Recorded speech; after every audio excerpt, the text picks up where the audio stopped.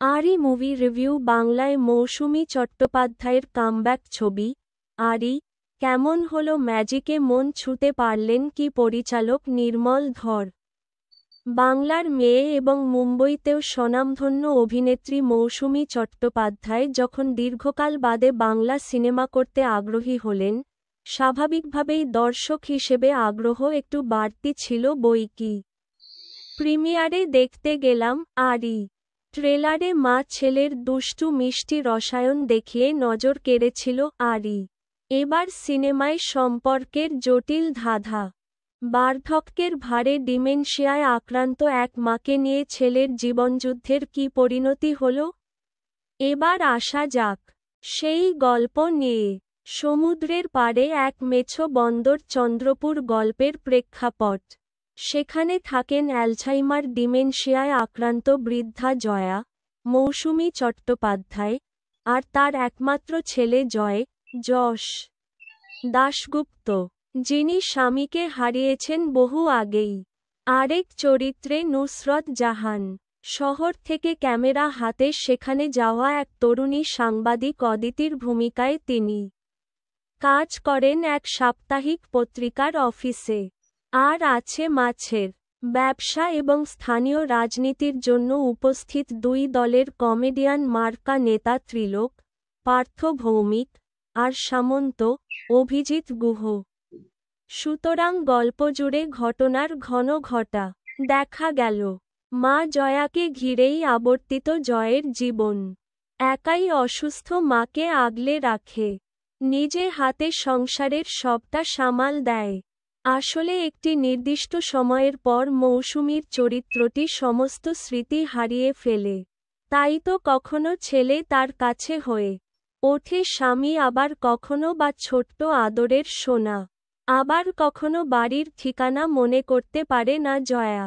গল্পের শুরু থেকে শেষ পর্যন্ত বাজার চলতি ব্যবসায়িক চর্বিত চোরবন মশলার অভাব রাখেননি গল্পলেখক ও চিত্রনাট্যকার অমিতাভ ভট্টাচার্য।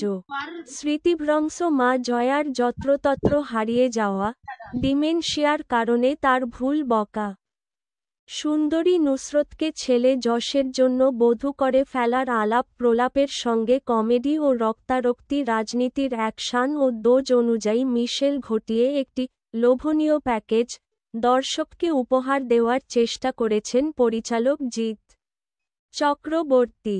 চেষ্টা করেছেন, কিন্তু মৌসুমী ম্যাজিকে দর্শকদের মন ছুঁতে পারলেন কি? কিংবা নিষ্প্রাণ চিত্রনাট্যে মৌসুমী তার অভিনয় দিয়ে কতটা প্রাণ সঞ্চার করতে পারলেন? সেই বিচার না হয় টিকিট কেটে প্রকৃত বিচারকের আসনে বসে দর্শকই স্থির করবেন। তবে আমার মতে বর্ষিয়ান অভিজ্ঞ মৌসুমী নিশ্চয়ই চেষ্টার ত্রুটি রাখেননি। সিনেমাটা দেখতে বসে ব্যক্তিগতভাবে মনে হলো, প্রবীণ অভিনেত্রীর চরিত্রের সাজসজ্জায় একটা ঘোলাটে চশমা যোগ করলে মন্দ হতো না। চিত্রনাট্য নিয়ে আরেকটু অভিযোগ রয়েছে। যশ নুসরতের রোমান্টিক জুটির আরও জায়গা পাওয়া উচিত ছিল। আসলে চিত্রনাট্য গতিবিধি ঠাহর করা দায়। কখন, কোথায় যাচ্ছে, কেনই বা যাচ্ছে, তার কোনো কারণ খুঁজে পাওয়া যায় না। ঘটনা বাস্তব হলেও সেটিকে সিনেমার জন্য সাজানোর কোনো কারিকুরি নেই, যে কারণে দর্শক বিভ্রান্ত হতে পারেন। চিত্রনাট্যকারের উচিত ছিল সেদিকটায় নজর দেওয়া। একাধিক প্লট সাজিয়ে চিত্রনাট্য আরও সুগ্রথিত হওয়া উচিত ছিল।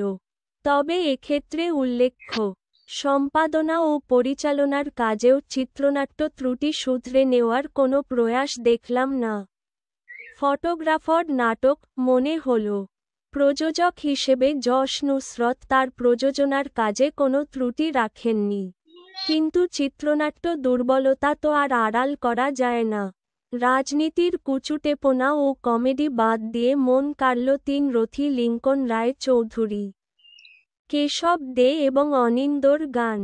অভিনয় অবশ্য নুসরত ও যশ চিত্রনাট্য বাইরে যাবার চেষ্টাও করেননি, ভালোই করেছেন। তবে আরি থেকে প্রাপ্তি বলতে পার্থ ভৌমিক, অভিজিৎ গুহ, দেবরাজ ভট্টাচার্য এবং উন্মেষের পারফরমেন্স। নিজেদের অংশগুলিতে জমিয়ে দিয়েছেন একেবারে। তবে বেচারি কমলেশ্বর মুখোপাধ্যায়ের উপস্থিতি একেবারে নৈবেদ্যর সন্দেশের মতো। তবে যশ নুসরতের সঙ্গে মৌসুমীর রসায়ন কতটা মাখো মাখো হলো, সেটা পরখ করার জন্যই দর্শক অন্তত একবার হলমুখী হতেই পারেন।